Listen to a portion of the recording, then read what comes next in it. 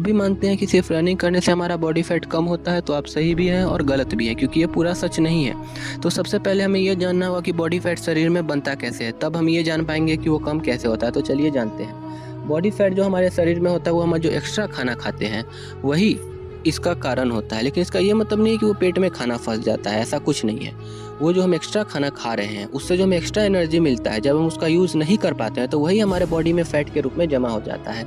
चलिए इस एग्जांपल से समझते हैं। यदि आप एक दिन में 2000 कैलोरी ले रहे हैं और मगर उसमें से बर्न सिर्फ 1500 कर रहे हैं, तो वही जो 500 कैलोरी आपकी बॉडी में फ़ैट बन करके जमा हो जाएगा। जिसका मतलब ये है कि वो एक बैटरी की तरह काम करता है। जब आपको उसका ज़रूरत होगा आप उस कैलोरी का उपयोग कर सकते हैं, जब आपके शरीर में उतना एनर्जी ना हो। मगर हम एक ऐसे परिवेश में पल रहे हैं जहाँ पे हमें खाने पीने की तो समस्या है नहीं, तो हम ऐसा क्यों करके अपना वेट को बढ़ाएं।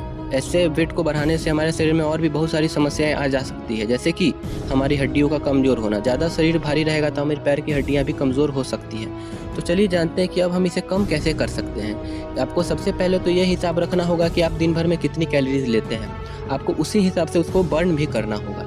जैसे कि आपने मान के चलिए कि आपने लिया दिन भर में 1500 कैलोरी, अब आपको बर्न करना है कम से कम 2000 कैलोरी, जिससे कि आपके शरीर में जमा एक्स्ट्रा फैट बर्न हो। अब ऐसा कैसे हो सकता है कि फ़ैट हमें एनर्जी देता है, तो चलिए ये भी समझ ही लेते हैं। जैसे कि हमारे शरीर में जो फैट होता है वो मेनली बहुत सारे कंपोनेंट से मिले होते हैं, लेकिन इसमें से काम हमें अभी सिर्फ 3 का है, जैसे कि ऑक्सीजन, वाटर और कार्बन डाइऑक्साइड। और जब हम रनिंग या फिर कोई भी एक्सरसाइज या फिर कोई भी ऐसा काम करते हैं जिसमें हमारा एनर्जी लूज़ हो रहा हो, और जब हमारे शरीर में कम एनर्जी पड़े, तो वही फैट से हमारी शरीर एनर्जी निकालती है, जो कि हमारे शरीर में ऑक्सीजन के रूप में मिलता है। और बाकी का जो फैट का बाकी का बचे हुआ रहता है कार्बन डाइऑक्साइड, और हमारे पसीने के ज़रिए बाहर निकल जाता है। बहुत लोग का तो ये मानना होता है सिर्फ पसीने निकालने से हमारा फैट बर्न होता है, तो ऐसा बिल्कुल गलत है। हमें इसके पूरे प्रॉपर रूटीन को फॉलो करना होगा, पूरे प्रॉपर प्रोसेस को समझना पड़ेगा। होप आप लोग इस चीज़ को समझ गए होंगे। वीडियो पसंद आया तो लाइक करें और अपने उस कद्दू जैसे दोस्त को शेयर भी कर दें। तो चलिए धन्यवाद।